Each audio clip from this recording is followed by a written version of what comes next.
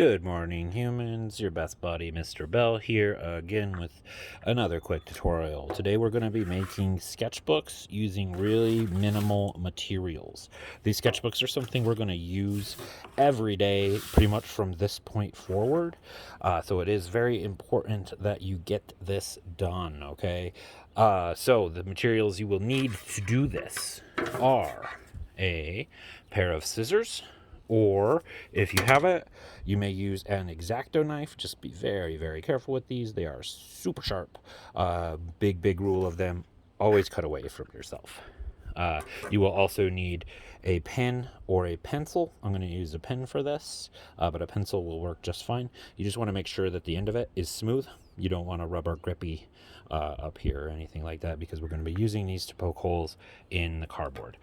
You will also need a piece of string or rope, really anything that's long and you can tie and has a little bit of strength to it. You don't want to use like sewing thread because it's too fragile and it'll break. This is from an old sneaker that I was just going to throw away, so this lace has a second life. Also, if you need the shoelace again, you can always take it back from the sketchbook. It's not going to hurt the shoelace at all. You will also need some sort of glue. I'm going to use rubber cement just because I think it's the best for this and I have it. But if you have like Elmer's glue, that'll work fine. Really any kind of glue will work, or like an acrylic paint works pretty well for this as well. You will lastly need some paper. I'm going to start with 10 pieces, which is how much is here.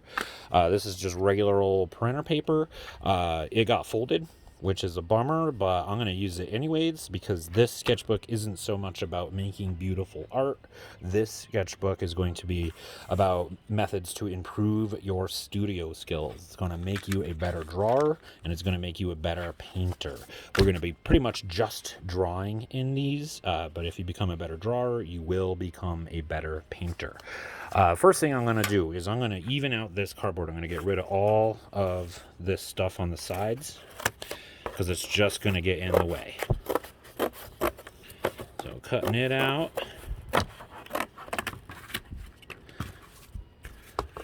I'm going to use scissors and my X-Acto knife. But again, either one will work just fine for this. So I don't need to worry about this because I'm just going to cut it off again. So what I'm going to do first is I'm going to take the paper I'm using. Again, you can use any kind of paper. It doesn't matter what size it is. You do want it to be around the size of like a printer paper. You do want some space. Don't use something tiny, but like spiral notebook size or anything will be fine. Doesn't really matter, but you do want to make sure when you're cutting it that you have these edges. You want to be able to use this cardboard to protect the inside of your book, which is going to be the paper, which is the important part. So you want to leave a little bit of a gap here. You're looking at maybe 1/4 of an inch on this side. It doesn't matter if it's exact. And then down here, notice I'm leaving a much bigger gap. That's because this gap is going to be the thing that protects the bottom part, and it's also going to protect up here. So I'm going to move it down, so then that space will be there. So what I'm going to do is I'm going to place my paper where I want it, leaving a big gap at the bottom and about half of that size on the edge. This side is going to be the where I bind it, so it's fine for the cardboard to come right up against this edge. So I'm going to use my paper as a straight edge, and I'm going to trace those lines. Now I don't want to trace this side because again, I want to leave this here. I'm not going to cut along this edge. And I'm going to use the edges here that are already straight for the other part. So I'm going to cut along this edge. Now I'm going to switch to my X-Acto knife. Again though, if I wanted to just use my scissors, I could. But I like X-Acto knives. They're easier, I think they're quicker. And they're also more X-Acto. X-Acto.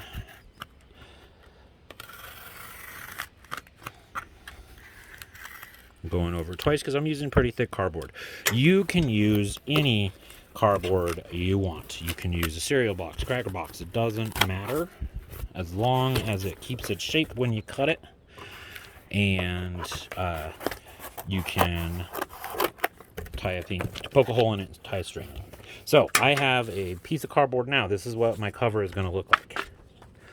That means that my paper will fit in right along the edge, and there should be part here that will help protect it, and this will protect it, and this will protect it. I have already cut 4 pieces of cardboard. You're going to want 4 pieces of cardboard because you're going to glue 2 together to make your cardboard, your thing a little bit thicker. On a manufactured thing, the cardboard they use is going to be more brittle. So this is thicker than a normal sketchbook cover because I want it to be as strong as one. But I already have my 4 pieces cut out. This is already glued together, but I'm going to glue this one together. Again, I am using rubber cement because I think it's the best material to use for this. So if you have rubber cement, use it. If you don't, any old glue will work, or any old like house paint would work fine. It'll just take it a little bit longer to dry, but for the purposes of this project, it would work just fine. Notice that I'm not super worried about how I'm gluing. You just want to cover it as pretty good, but if there's a little spots in it that don't have glue on it, that's fine. Remember, this glue, I'm running out of cement here. This glue is actually going to make your whole thing stronger. So not only will you have your cardboard to protect it, but the glue itself will harden and will become like a structural element of this sketchbook. So it'll keep it solid a lot more. Covering it up. You might not be able to see it on this video, but almost all of this does have some glue, and I'm really concentrating on the edges. That's the most important part to get glued down. Little bit more, and voila, that should be pretty good. So now all I'm going to do is I'm going to take my cardboard. I don't want to use this as the outside because it has all these graphics on it, and also this one has a rip. I'm going to flip it so I have this on the outside so that I can decorate it later. So I am now glued. You can do this after you glue it. It doesn't matter if it's dry. You don't have to let it dry for this part, but you might want to let it sit out for 15 minutes to let it dry. So I have my 2 sides. This is going to be my book. So it's going to open like so, and the paper is going to go in the middle. Next thing you do, take your pen, and you want to punch 3 holes in both of your pieces of cardboard. Jam it all the way through so that you have a nice clean hole that we can put the thread in. It doesn't matter. I want it probably to be about 1.5 inches from here, and then I want to put one right in the middle, like so. And then I want to put one more about the same length from the bottom on the top.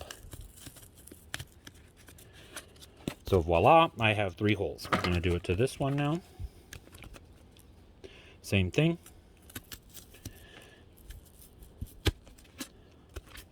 Same thing.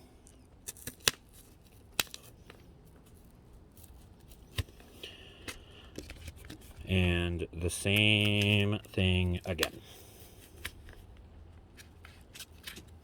So now I have my 2 covers that will have the 3 holes in them. These will line up, maybe not perfectly, but pretty well. You do want to make these, again, about the same distance from each other so that they can easily tie together.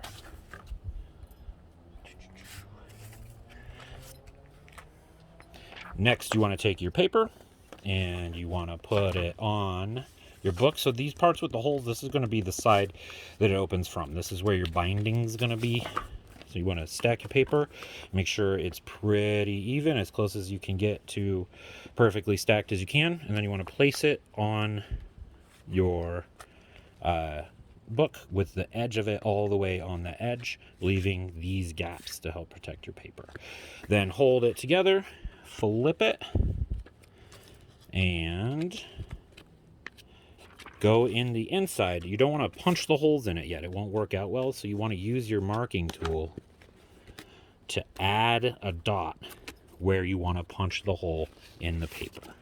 So now I have That's where a hole is, that's where a hole is, that's where a hole is. So now I want to take it out of the cardboard. Make sure it's really stacked well again. Simply take that pin, put it on that mark, and poke a little hole, just like so. Poke a little hole. Notice I'm not going all the way through. You want these holes to be a little smaller than the ones in your cover. Make sure it's stacked. And poke. One last hole. Notice that when I did this with the pin, I poked all the way through. So you want it to go through both sides. Then you want to take your covers. After you have your paper hole punches done, you want to bend this right around where the dots are. You want to bend it on this side. And you want to bend it the way you want it to open it. So I want this to be the inside cover. So I'm going to bend it this way because I want it to open like this. So I'm going to bend it. Doesn't have to be perfect. When you bend it like this, what you're doing is you're making it so the paper will bend and it won't strain the bindings and rip. Then I'm going to do the same thing with this. Right above where that dot is. Doesn't have to look pretty because we're going to cover this up when we decorate it. But you want to give it a little bit of a bend. Like so. Then you want to put it all together. This is the easy part. Take your paper, put it in there. I like to put the paper on first, and then I can start binding a little easier. So I poke my shoelace through here, and then I poke it through the paper, like so.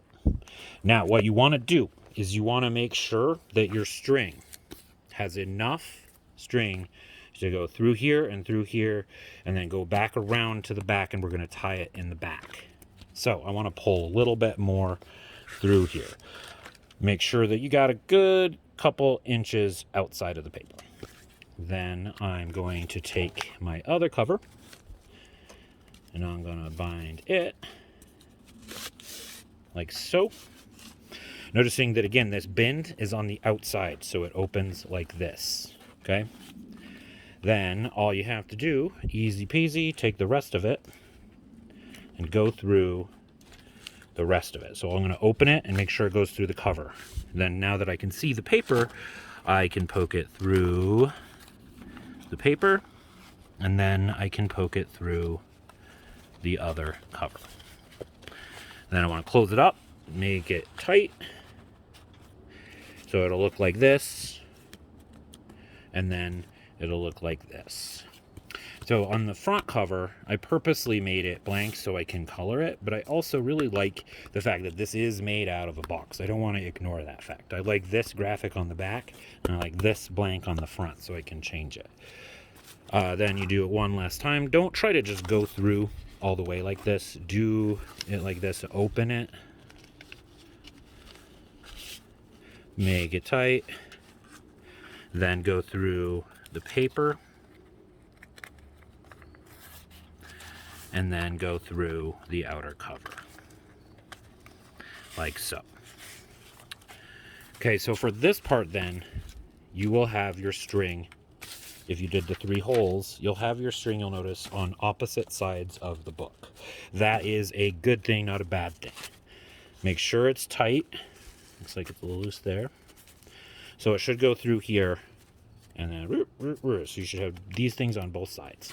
Now what you want to do is just take your string and tie it in the middle, around there. I don't want to make this really tight. I want to leave it a little bit loose. This way you can open your notebook a whole lot easier. I'm going to use a simple square knot. You can use any knot you want, but for these purposes, I'm just using a very simple square knot. Bam. Then I have a little bit of loose thread. You can do whatever you want with it. You can cut it off. For me, I'm going to leave it on there because I'm going to make it into a bookmark. Okay, so now you see how it's kind of hard to open. That's why you want to bend it here, and you want to bend it on the back as well. And you want to leave a little bit of looseness in your thread. But then, bam, be real gentle when you open it for the first time all the way. Give it a good bend. And voila, I now have a notebook that I can start doing some drawing exercises in. See how it kind of bends around and stuff? You want to work away with that as you open it a bunch of times. It's going to get a lot better. You want to kind of give this paper on the inside a fold once you get it done. Once you have your book completely finished, it becomes a lot easier to open it up like this, right? And then start bending it so it opens fully like so. And then bam, you now have a notebook that you can start doing exercises in.